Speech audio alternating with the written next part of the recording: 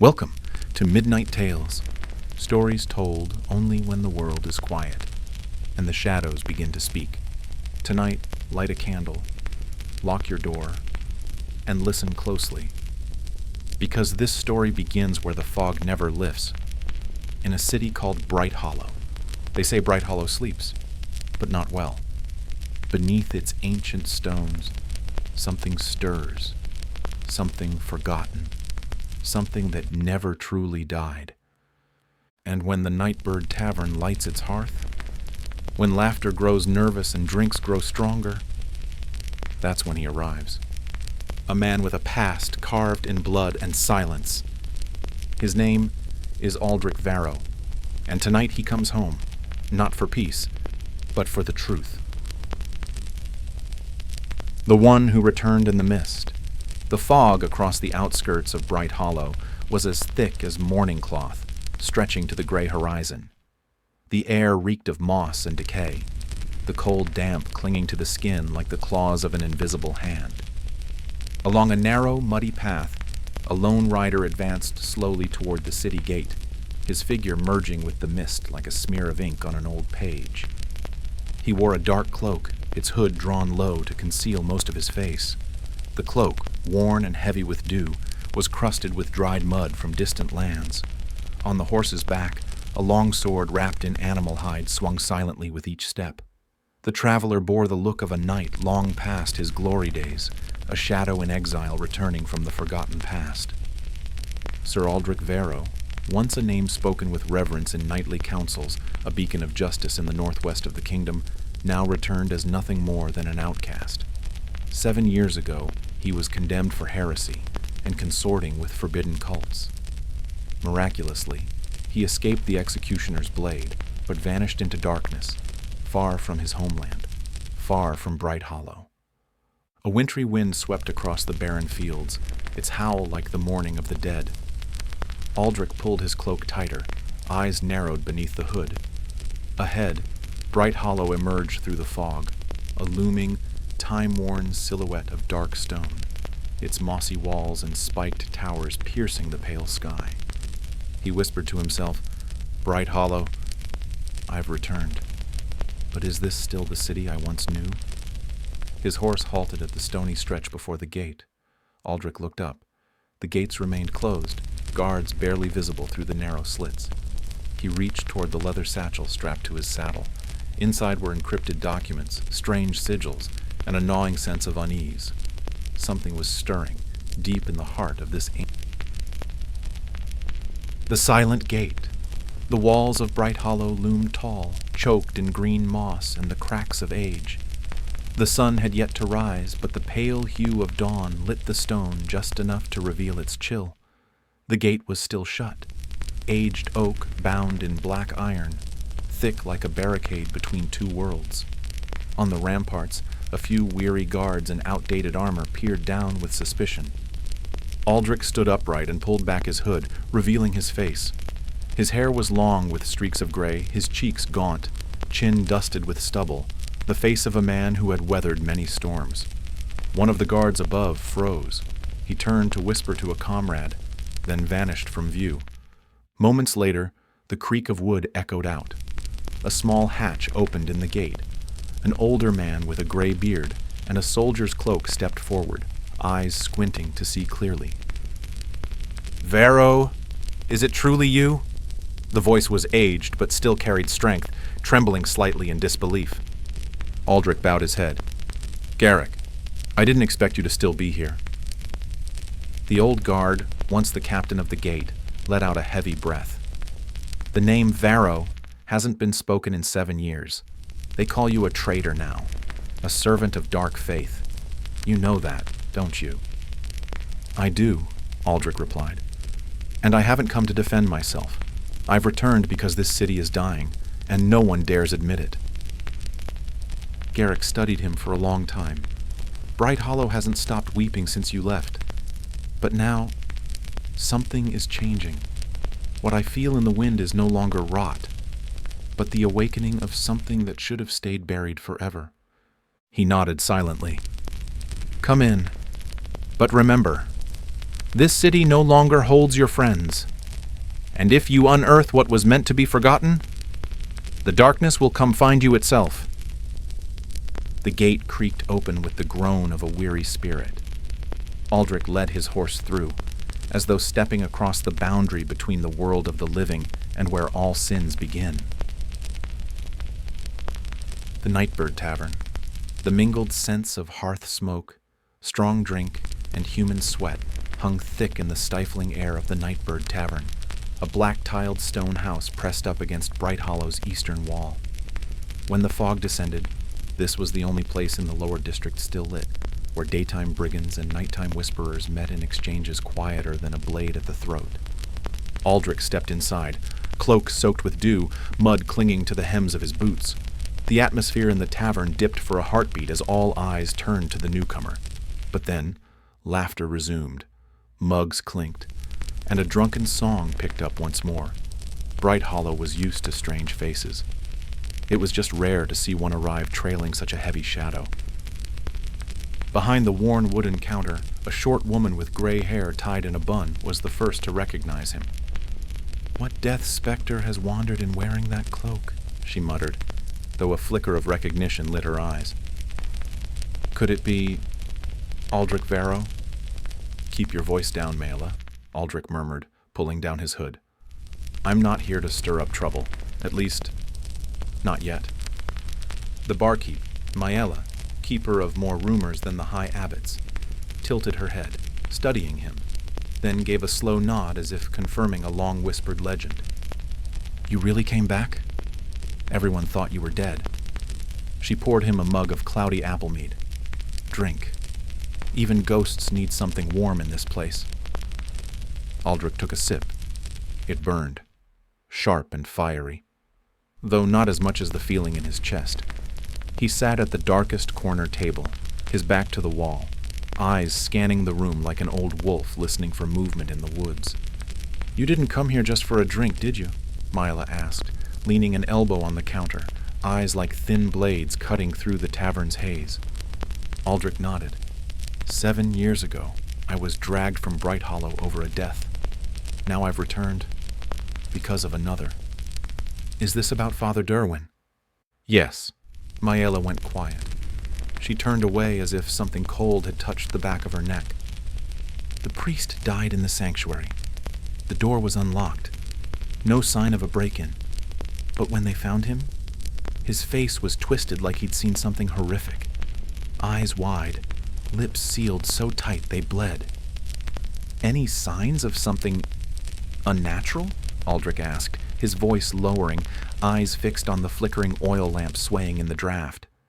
Maela turned back, refilled his drink. You believe in demons, Varro? Aldrich didn't answer right away. From his coat pocket he drew a brittle piece of parchment and placed it on the table. On it was a symbol, a 4-pointed circle with a single closed eye at the center. The ink looked like dried blood. This was found beneath Derwin's body, he said. I saw this mark years ago, in an abandoned monastery in the south. It's tied to a cult sentenced to death by the crown more than 2 decades ago. Maela exhaled shakily, her hands trembling as she picked up the parchment. This symbol showed up in the Aylwyn child disappearances, then again during the Salt Vault fire in Redhold. It's always been in the shadows, but never in Brighthollow. It is now, Aldrich said, and it's already killing. Outside, wind shrieked through the cracks in the stone, forming a howl like an ancient curse. In the heavy silence between the two, a glass shattered at a nearby table, making the whole room flinch. Aldrich rose, eyes locked on Maela. I need information. Anyone who met with Father Derwin in his last week. Letters, changes in sermon schedules, and if anyone so much as whispers the name, the Awakened Order, you come to me immediately. Maela swallowed hard. You're playing chess with shadows that don't have faces, Aldrich. I know, but if I don't play, they'll flip the whole board. He pulled his hood back up and stepped out without another word. As the door slammed shut behind him, Maela stood still for a long while. Then she returned behind the counter, retrieving an old letter with a burned corner, scrawled across it in jagged script. They have awakened beneath the ancient stones. Death is only the first sign.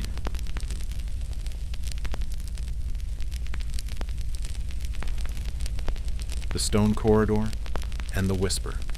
The Cathedral of St. Ellendir was an ancient structure in the heart of Brighthollow, surrounded by reddish-brown brick walls and towering vaults. In the dim light of late afternoon, stone statues stood silently as sentries, their expressionless faces looking down on the crowd that was slowly dispersing after the afternoon service.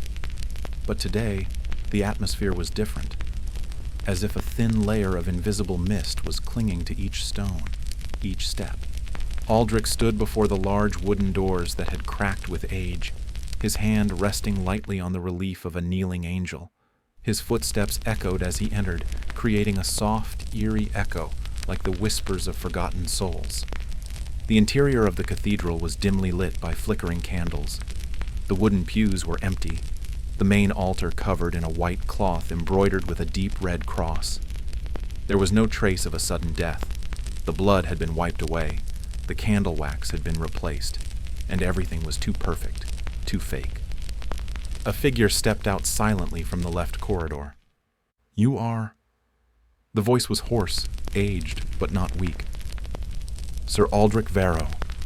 I have been ordered to investigate the death of Father Derwin." Aldrich inclined his head slightly, his eyes searching the man opposite him. The other man wore the silver-gray robes of a curate and held a thick missal in his hand. His face was thin and wrinkled like parchment that had been folded 100 times, but his eyes were as sharp as a knife. "Father Malvis," he said, "I am the one who discovered the body." They sat across from each other in a small room at the back of the cathedral, a damp library where ancient manuscripts were stacked on shelves like silent curses. Aldrich listened to Malvis's account of the events. Early in the morning, the church doors unlocked, everything unusually quiet, until he entered the main altar and saw Derwin lying motionless under the altar. Eyes wide open, skin as pale as marble, mouth biting the vestment until it was torn. Malvis spoke slowly, as if recalling every detail. But there was no blood, no wounds, only a smell. What smell? The smell of cold earth, as if he had just been pulled from a long-ago grave. Aldrich took notes. During the last week, did Father Derwin show any unusual behavior? Meet anyone unusual? Malvis nodded slowly. A stranger came 3 times that week, dressed in a black linen robe, face hidden. They spoke privately in the confessional. I asked, but Derwin never said. Aldrich frowned. "Do you remember when that person left?" "The last time was the night before Father Derwin died," Malvis replied. "I don't know which door he went out through, but after that I heard whispering." "Whispering?" Malvis glanced around the room, then lowered his voice. "From beneath the cathedral, from the ancient vaults." Aldrich sat up straight. St. Ellendir's cathedral was built on the site of an ancient temple. The basement had once been a crypt, but was now sealed off. No one but the bishop and the high priests were allowed to go down there, and even they avoided it like the shadow of an evil spirit. "Let me down there," Aldrich said firmly. Malvis stood motionless for a moment. "I'll open the door, but I won't go down with you." The heavy rotten wooden door leading to the basement lay behind a stone curtain at the end of the aisle. When Malvis turned the key, the hinges creaked like a muffled wail. A cold smell rose up, not from the air, but from within the stones themselves. Aldrich pulled out an oil lamp and lit it. The yellow light flickered on the mossy stone walls as he descended the steps, his footsteps echoing faintly as if someone were following him. The crypt was low, vaulted and damp. Along the sides were stone tombs carved with the insignia of past priests. Some were worn away to the point of being lost. But Aldrich had not come to see the corpses.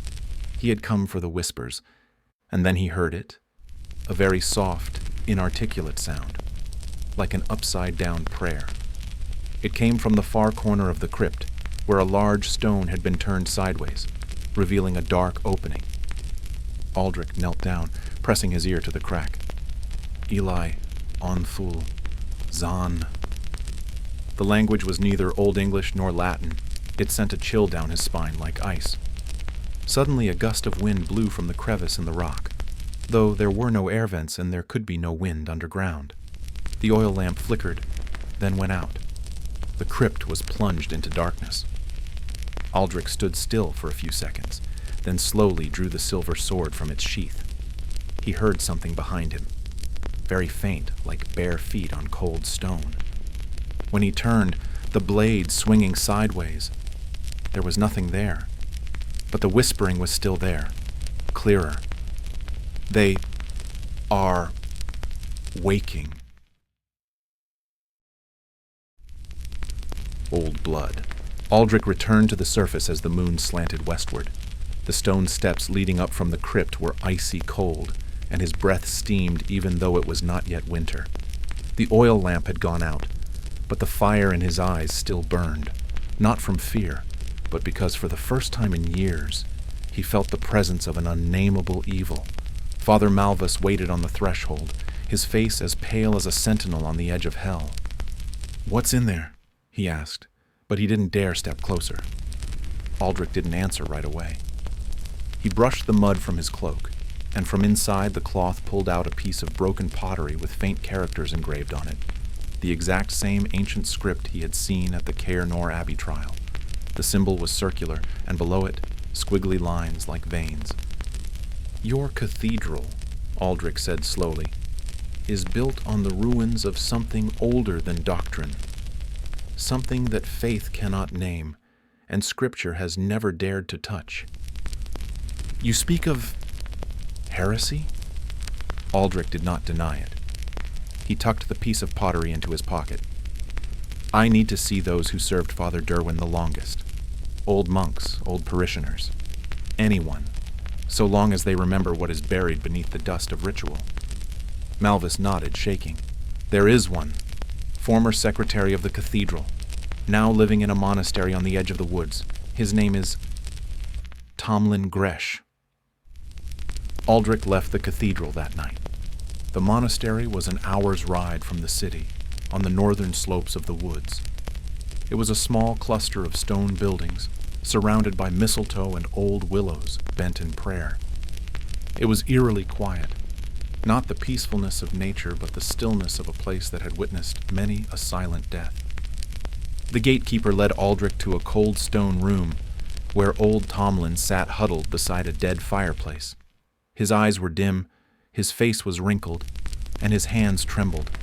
But when Aldrich gave his name, his gaze became as sharp as a knife piercing the mist. "Aldrich Varro," he muttered. "That name once made Brighthollow tremble." "Only sinners tremble," Aldrich replied. The old man chuckled dryly, then pointed to the chair opposite. "You came for Derwin." Aldrich sat down. "Do you know what happened?" "I know what Derwin unearthed, and it should have stayed in the depths of hell," Tomlin said, tapping his trembling hand on the wooden table. "Go on." 4 weeks before he died, Derwin quietly reopened the third-floor archives, the archives of the 12th century forbidden manuscripts. One night he came to me with a rotting book wrapped in black cloth. There was no title on the cover, just a closed circle with a red ink stain like dried blood. Aldrich frowned. "Where is that book now?" "I don't know. He took it to his private prayer room. Then he changed." "Changed how?" "He stayed up all night. He muttered things that weren't biblical.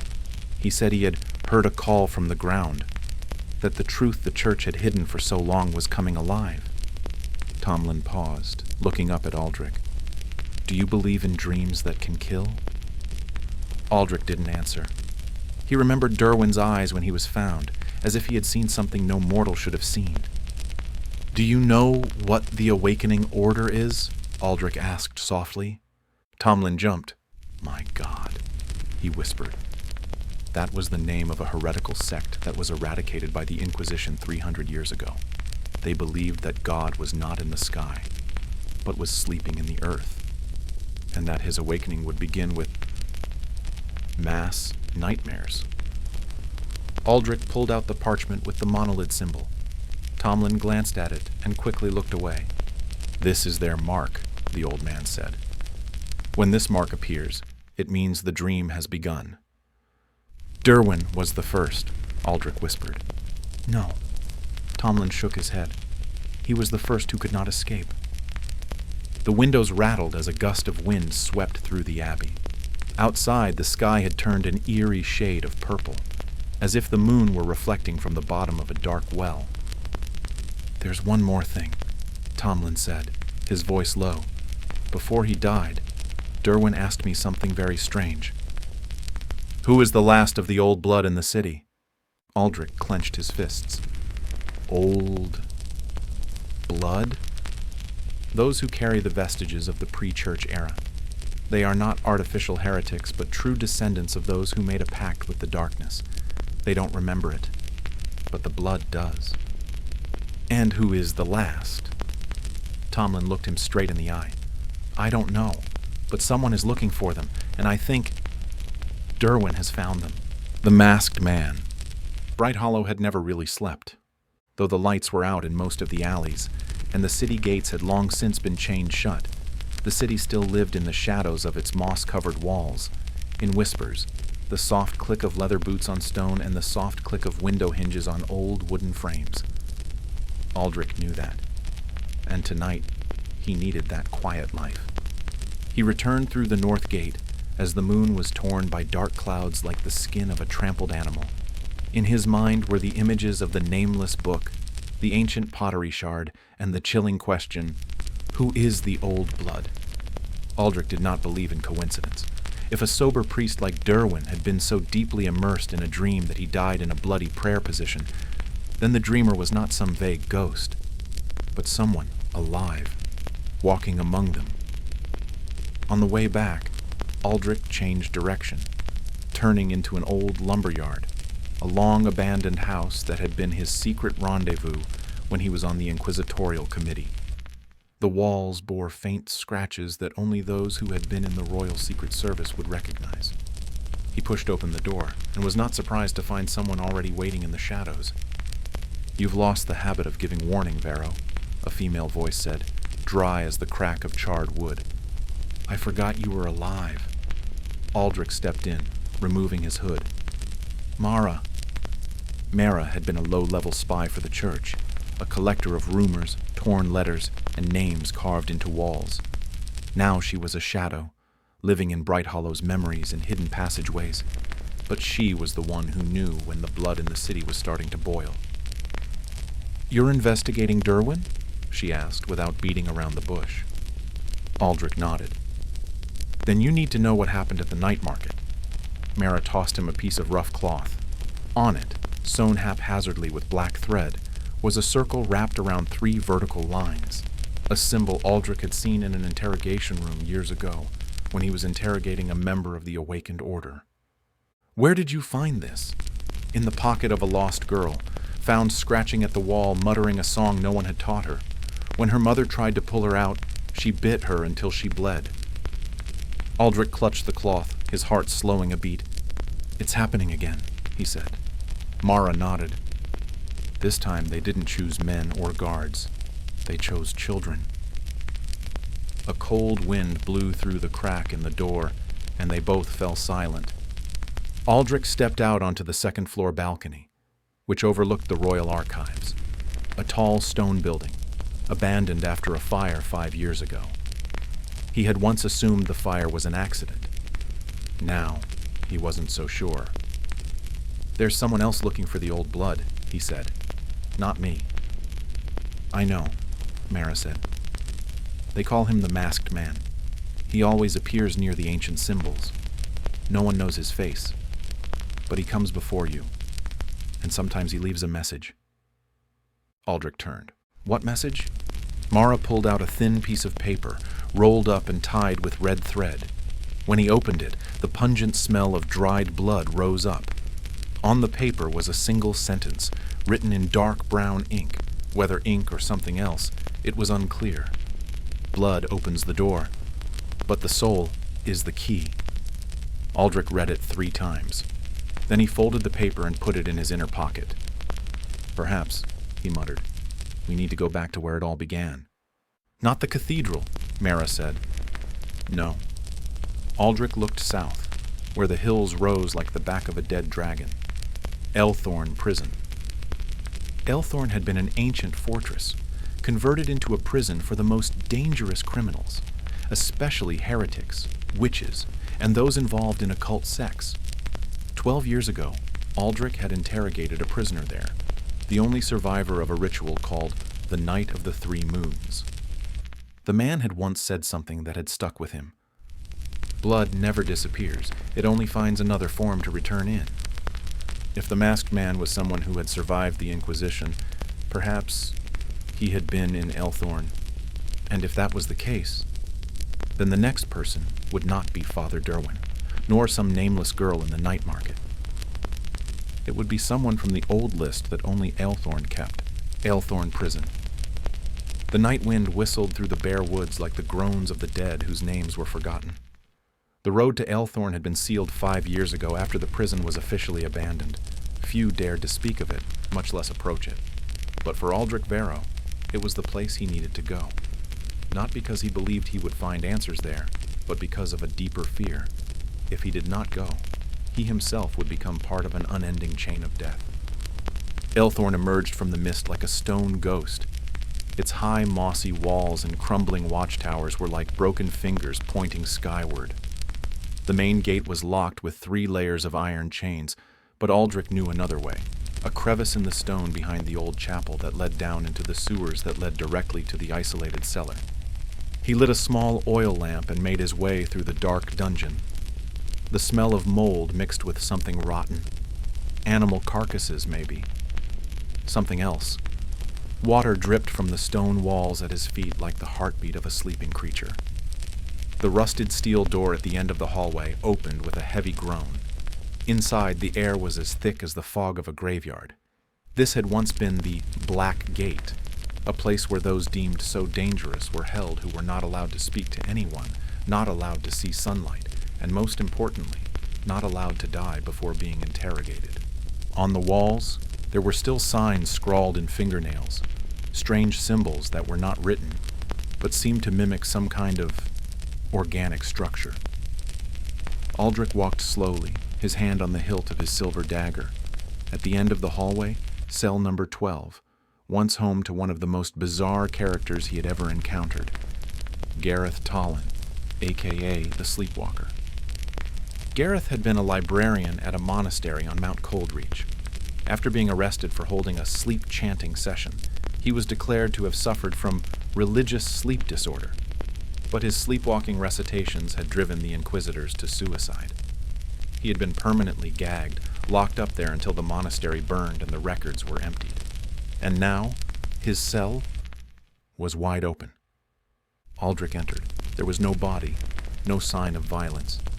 There was only a layer of black ash scattered across the stone floor, as if someone had been burned on the spot. But the walls were not burned, the iron was not bent, the door was not broken. On the wall behind him, a symbol had been carved, a round eye surrounded by fingers stretching the eyelids back. Aldrich recognized the symbol in an old note from the Moordale River case. Secondary awakening mark, only appears after the dream ritual is completed. A cold sweat broke out on the back of his neck. Gareth was not dead, he was awake. And that meant one thing. The old blood had awakened within him. Or worse, he was one of the Dream Watchers, the chosen ones to act as a bridge between the waking world and the ancient dream world. On the stone table in the corner of the room was a piece of parchment, sealed under the lid of the stone lantern. Aldrich removed it, opened it, and saw the handwritten scrawled words. I see you in my dreams, Varro. You stand between 2 gates, one of memory, one of blood. You will choose wrongly, but you must choose. Below was the mark of the awakening, a reverse spiral, and dried black blood seeping from the edge as if squeezed from a living thing. Aldrich clutched the paper. He knew he was coming. Gareth or someone else behind the mist had predicted every step. All traces led to the same place. The dream was no longer an illusion. The dream was encroaching on reality. A noise came from behind. The stone crevice where he had entered had closed without warning. At the same time, the oil lamp flickered, then went out. In the darkness, Aldrich felt the air grow colder, as if someone, or something, was standing very close, breathing softly on the back of his neck. A whisper came from nowhere. "You opened the door, Aldrich, but are you sure you don't belong on the other side?" Dreamy memories. The stone door behind Aldrich slammed shut like a giant coffin thrown into a grave. He didn't scream. There was no one to hear, nor was he the first to be trapped in darkness. But what he didn't expect was the dream. As soon as the light faded, the darkness was no longer simply a lack of light. It became a reality. It breathed. It had a heartbeat. It called. Aldrich was suddenly no longer standing in Gareth Tollin's old cell. He found himself in the middle of a field of black grass, the sky purple like blood diluted with mercury. In the distance was a giant sundial, turned upside down. Beneath it, hundreds of masked figures stood in rows, each facing a stone well. The dream. That's right. He had been pulled into the dream world, what the stream of awakening called the mouth of memory. One of the masked men stepped forward. The mask was white, with only 2 empty eye holes and a crack across his forehead. His voice whispered like the wind through rotting leaves. "You think you are a tracker, but you are being guided." Aldrich tried to step back, but his legs were stiff. His body would not obey. "Tonight, you must remember." And as if someone had torn his memory with claws, the images came flooding back, out of order, out of time. 18 years ago. A remote monastery on the edge of Dothmore. Aldrich, then only 13, had been sent with a group of orphans to study and work. During a blackout, while the monastery slept, Aldrich was awakened by a scream. A little girl, an orphan like him, was lying on the stone floor, her eyes rolling back, her mouth moaning incantations in a language no one had taught her. Aldrich didn't run. He approached and whispered back, even though he had never learned the language. The next morning, the girl disappeared. The abbot said she was transferred, but none of the children believed her, because that night her blood stained the stone room. And that was when Aldrich had his first dream, about the clock going backwards, back to the present. The dream became unstable. The masked men retreated to the stone well, singing in unison, like a wind blowing through empty skulls. The masked man handed Aldrich a small bronze mirror. "Look." Aldrich picked it up. The mirror blurred, and a man appeared. Black hair, gray eyes, scarred face. Him, but not now. It was him in another moment, holding a knife to interrogate an old white-bearded man, tied up. The case 5 years ago. The man was Aaron Valak, former librarian of the Royal Archives, convicted of hiding forbidden ancient documents. Aldrich had forced him to reveal the list of participants in the Blood Moon Awakening ritual. Valak had said one last thing before dying in the interrogation room. "You don't need the list. You're part of it." At the time, Aldrich had thought it was just a dying man's excuse. Not now. The mirror fell from his hand, shattering. The masked man spoke again. "Your blood carries the call of the past. You are not simply the hunter. You are the key, and the door has been opened." "Who opened it?" Aldrich cried. "Gareth or you?" "Not him, nor me. You, on the first night you remember." The crowd's chants grew louder, like a flood drowning out his thoughts. The black fields dissolved, replaced by thunder and falling rocks. Aldrich woke with a start. He was lying on the cold floor of his cell, the oil lamp still out. But the stone door behind him was wide open. The wind blew in. There were footprints on the ground. Someone had been there when he'd fallen into the dream world. Or maybe he had stepped out, then returned. Outside, dawn was breaking. Aldrich stood shaking but more alert than ever. The dreams were no longer illusions. They were locked memories, resurfacing in some cyclical way.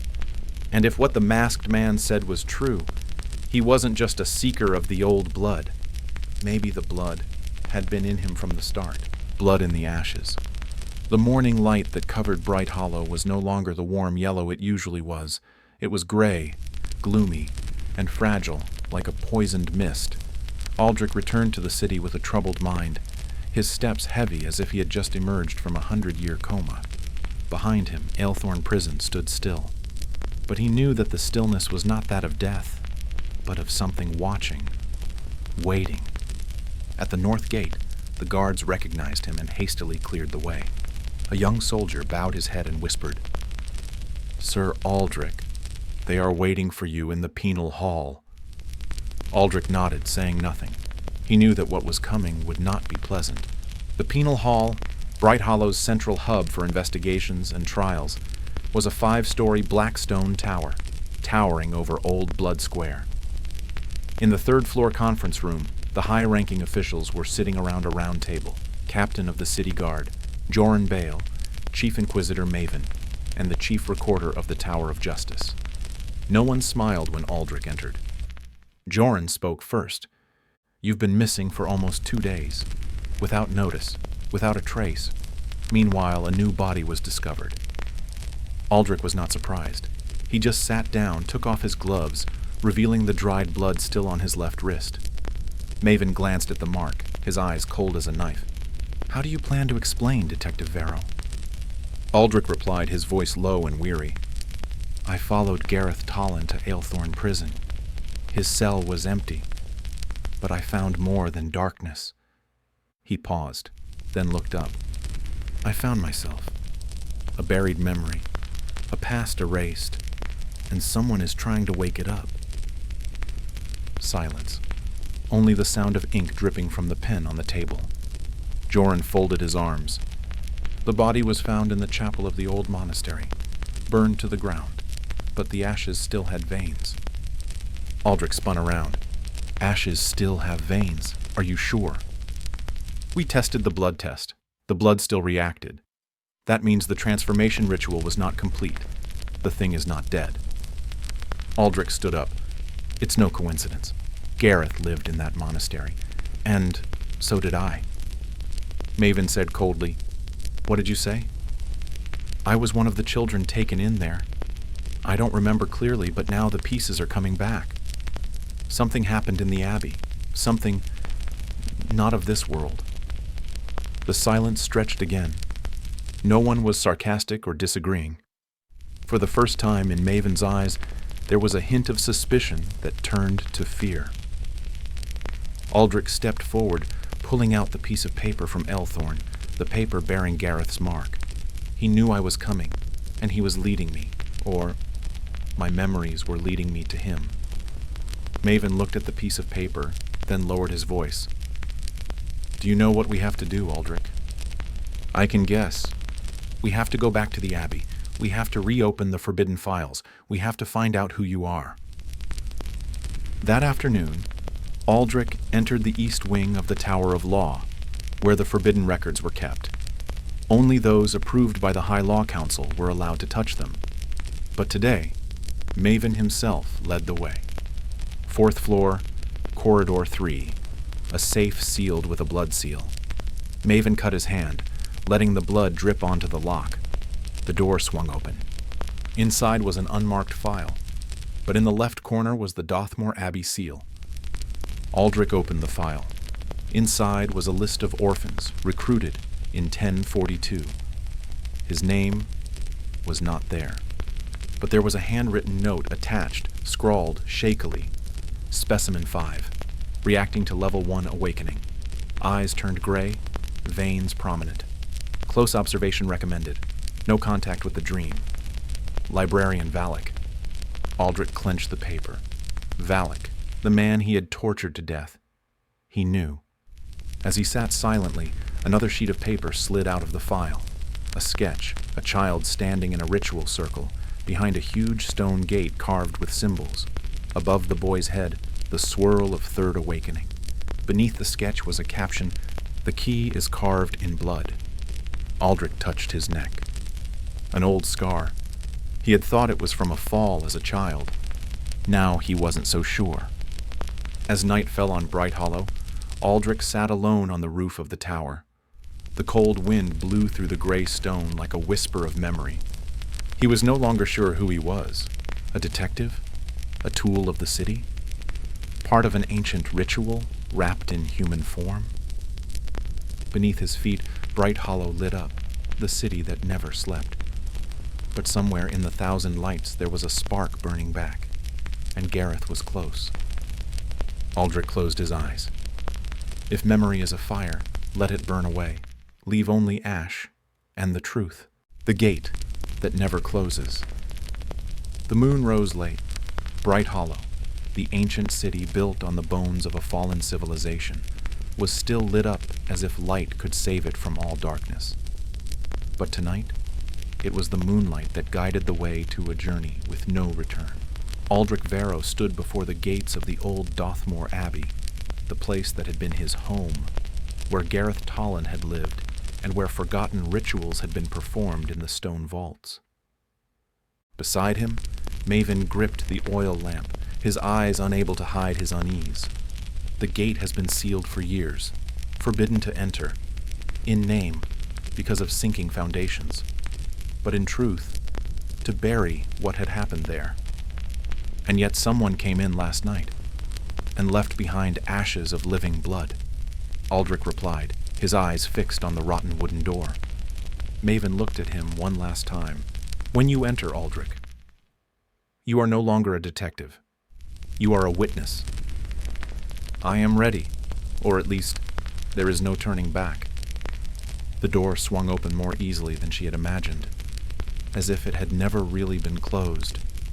Inside, the abbey was a dry corpse, cracked walls, wind howling through the corridors, moldering holy paintings, faces with shaved eyes. But beneath the ruins, there was the feeling of something alive.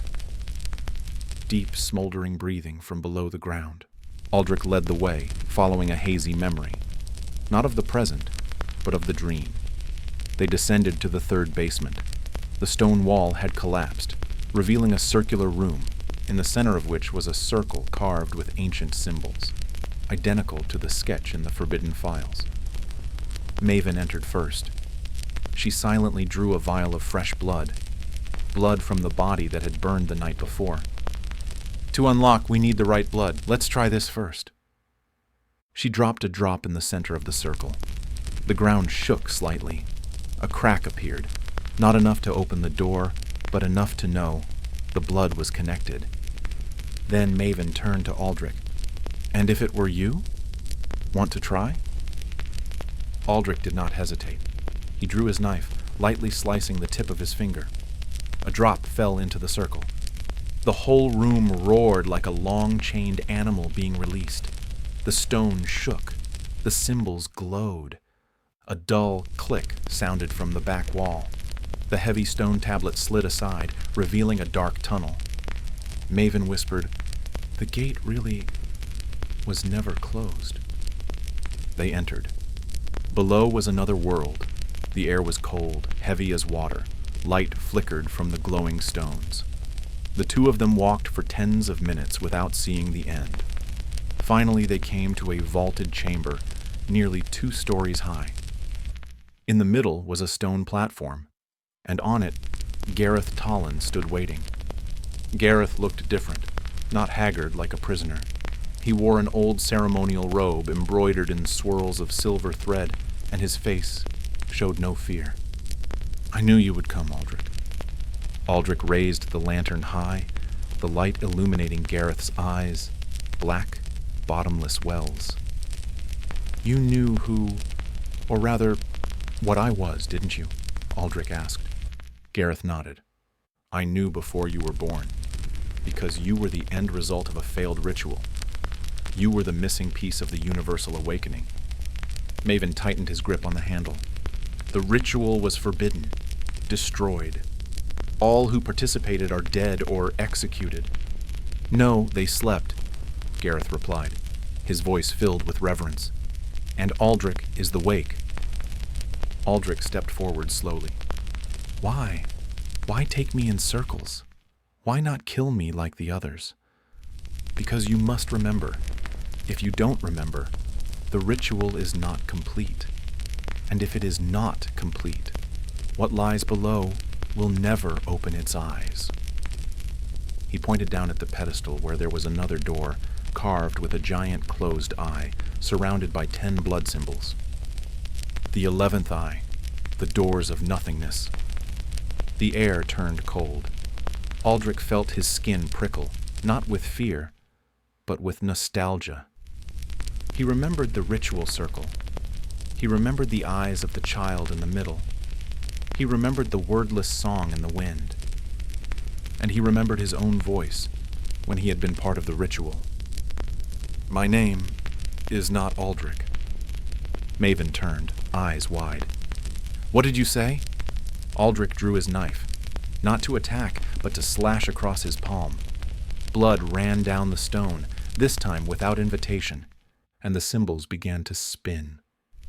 Gareth smiled. You remember. No. Aldrich shook his head, stepping forward.